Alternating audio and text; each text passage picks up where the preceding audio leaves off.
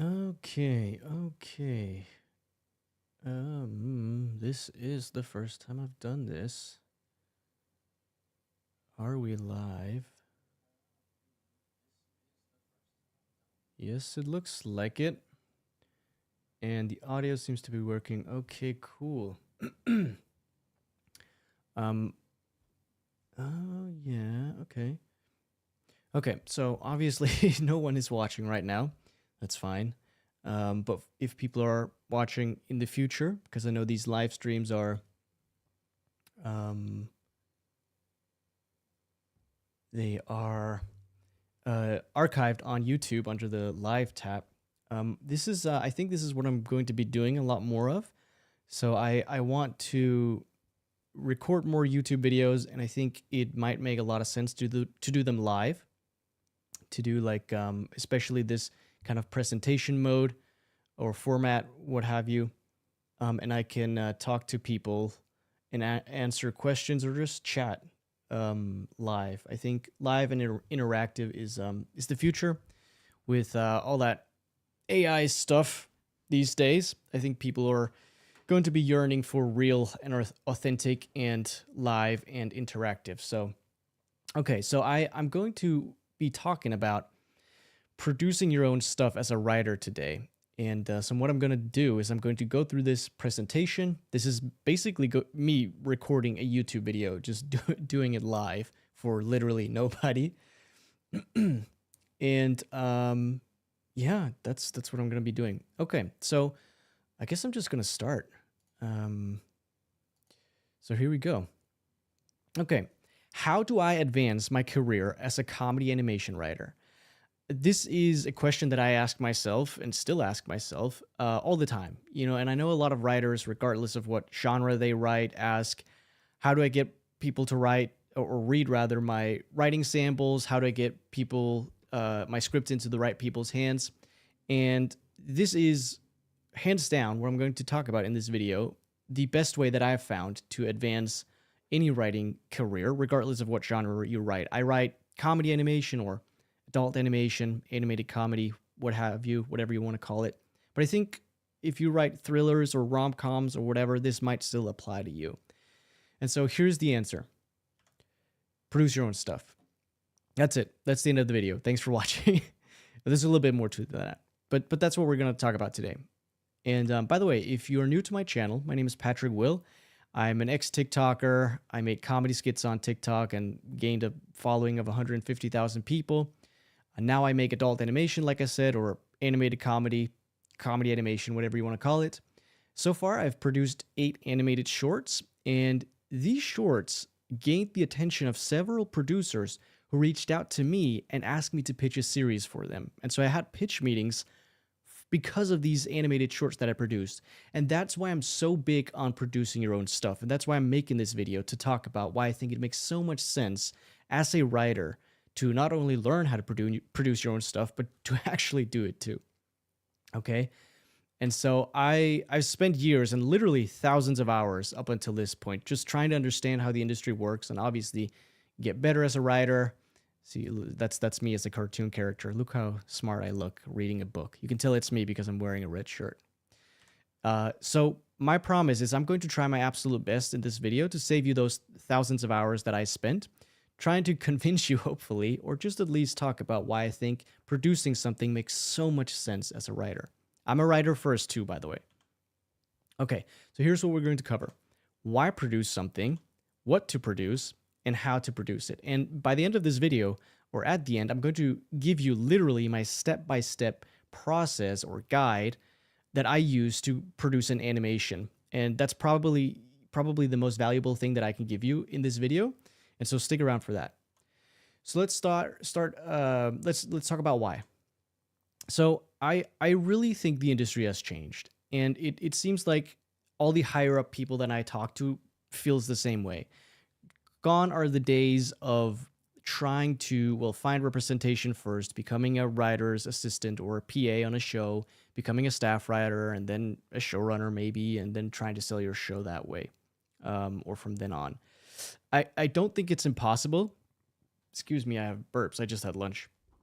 I don't think it's impossible, but I think the odds are so astronomically low these days to go that traditional route that it seems like there's a better path these days. And we'll get back to that in just a second, okay? So let's talk about why you should produce something. For me, I improved tremendously as a writer producing something, okay? I got better at writing jokes. I got better at writing dialogue because actually I heard it spoken out loud, right? I heard my jokes spoken out loud. I heard the dialogue spoken out loud. I got to understand where all the fluff was in my scripts. And so, once I actually saw it play out on screen, I was like, okay, yeah, those sentences could probably be cut, or that entire scene could probably be cut. I also got better at writing transitions because I actually got to see them play out on screen, and I got to understand my pacing better. And this was huge for me. When the first pilot that I wrote was 40 plus pages, and that was for a half-hour comedy, right? For a 21-minute episode of a comedy series like Family Guy, The Simpsons. Those shows are typically 21 minutes, right? And I thought those 40 plus pages would equate to 21 minutes on screen. And then I produced a pilot animatic for that pilot, which was the first thing that I produced. And that ended up being 30 plus minutes, which shouldn't be a surprise to many people, but it was kind of a surprise for me. So I got to understand my pacing of writing. And by the way, if you're curious, for me, it's about 1.5 pages equals 1 minute on screen. For some people, it's maybe like half a page equals 1 minute if you write, if you like a slow style. And by the way, what is it with people who say that 1 minute equals 1 page, or 1 page equals 1 minute? It drives me nuts when people say that. That's so not true. Have you ever read any half-hour script ever? Any professional produced half-hour script? That's not how it works. Like any 21-minute sitcom or animated sitcom, it's like in the high 20s or 30 plus pages, or a Family Guy or a Simpsons script is 40 plus pages. Although those are formatted in a different way though. But anyway, that's besides the point. So people can see it. This is a huge point. I think it's so much easier to get people to see what you've produced than to get people to read your scripts. And it makes sense. Like nobody likes reading, right? It takes effort to read something, but it's a passive activity to sit and watch something someone has made. And so that's a huge advantage if you want to show people what you're capable of. And here's the biggest point of them all. If you produce something and put it out there, you can build an audience. And we've seen this with, Vivian Madrano, I think her name is, Vivsi Pop, who made Has-Been Hotel. I hope I said her name right. And Michael Cusack, who made Smiling Friends, or Sack, who also made Smiling Friends, right? Those two guys started off of YouTube, building an audience. And here's the thing. If you try to go the traditional route, right, the route that we talked about before, getting representation, becoming an assistant on a show, working up to staff writer, working up the ranks there, and then eventually pitching and selling your shows, that's all well and good. But you don't have this over here. You don't have the audience. But if you go this route, if you build an audience first, you also have the possibility to have this thing over here. Because if you demonstrate that you know what you're doing and you can attract people to watch your stuff, then I promise you, well, I can't promise you because I sort of know because I've experienced it myself, but I speculate, my hypothesis is that these people over here, the showrunners, the executives, the producers, the representatives, they will come to you, right? So let producers and executives come to you. Instead of trying to chase them, if you build an audience and you play your own game over here, I really have a strong feeling that these people over here will also come to you. And you can play both games at the same time if you start over here. But it doesn't go the other way around if you only chase the traditional route. And again, that's how I got pitch meetings. Literally, I produced animated shorts and producers reached out to me to pitch. And so I have little proof of this actually being the case. And this is what I'm hands down doubling down on. I thought from the very beginning when I first started writing that I would go this route, the traditional route only. I never planned on trying to build an audience first, but this is hands down what I am doubling down on now. Okay, whew. Can we take a little water break here? It's electrolyte water, so it tastes bad. So that's the why. Let's talk about what to produce. Okay, so this is what I did. Like I said, the first thing that I produced was a pilot animatic for my series Nappyville. So I wrote the half-hour pilot for Nappyville, and then I decided to just go crazy and produce a pilot animatic for this series. And as you can see, it turned out to be 25 minutes. I think the first draft turned out to be 30 plus minutes, and I removed a lot of scenes from it. Again, talking about all the fluff that I realized that I had in there. And this I put this thing up on YouTube, and it wasn't great, and so I unlisted it from YouTube. It's no longer up there because it's honestly it's not good, and it's not really representative of what I'm capable of now. But what it did was it really helped me improve as a writer. So that was the first thing that producing something did for me. And later what I did was I actually produced shorts for the series, like fully produced shorts, not just animatics or storyboard versions. And so I made 8 of these. And as you can see, they're like 1 to 4 minutes a piece. And these gained a little bit of attention from the right people. They didn't blow up view-wise, but they did serve their purpose of gaining attention from producers, which was the goal from them. And so what should you do? What should you produce? And the honest answer is I don't know. I don't know what you should produce. It really depends on what you want to do. But I let me tell you what I have done and what I plan to do. And then you can make your own decision on whether you want to do the same thing. I think what I want to do makes a lot of sense. Otherwise, I wouldn't be doing it. So what I do is I write the half-hour series first, right? I develop them. I create the characters, the worlds, the premises, all that stuff. Write the half-hour pilots and then make concept art and build a Bible and pitch decks and all that stuff. I do that first. And then I want to produce shorts, like proof of concept shorts for those series. And that's what I'm going to double down on. Excuse me, I still have the burps. Terrible timing. So that's what I'm going to double down on. So that's what I'm going to do. Create the series first and then make the shorts for those series. And I think what that also does is that if people watch them and actually like the characters and the worlds and they ask me to pitch a series, then I can actually pitch that series because I already have all the material ready, right? I have a pilot script, pitch decks, all of that stuff. So I think that makes a lot of sense, at least in my head. Okay, so that was the what. Let's talk about how. So there are 3 ways to do this, okay? There's do it yourself. You can get other people to do it by paying them, or you can get other people to do it for free. And I've done all of these 3 things, and all of them have pros and cons. So let's talk about doing it yourself. Here are the cons. It takes time to do it because you're literally doing it yourself, right? But here's the thing. It also takes time to learn the skills to do it yourself. So if you want to animate something, you first have to learn how to animate before you can actually animate. So you spent time twice, okay? That's why it takes so long to do something yourself. Here are the pros. It's free because you're literally doing it yourself. But you also unlock new skills, right? So what I did in the beginning, I did everything myself in the first few things that I made. Literally everything, okay? I animated, I did the storyboards, I drew the characters, the backgrounds, the voice acting, sound design, post-production, everything. And for me, that was really important because I wanted to at least get a fundamental understanding of everything that goes into a production. So I'm a writer, I aspire to become a showrunner and create my own full-length shows. And as a showrunner, I do think it's important to have this fundamental understanding of all the aspects of a production, because once I have someone to do it for me, I can empathize with those people, right? I understand what they're going through because I've done it myself. I can more easily communicate with them. I speak their language. And so for me, it was important to learn all these things first before I started outsourcing. Now I have an animator, a background designer, et cetera, voice actors, right? Okay. Let's talk about getting other people to do it by paying them.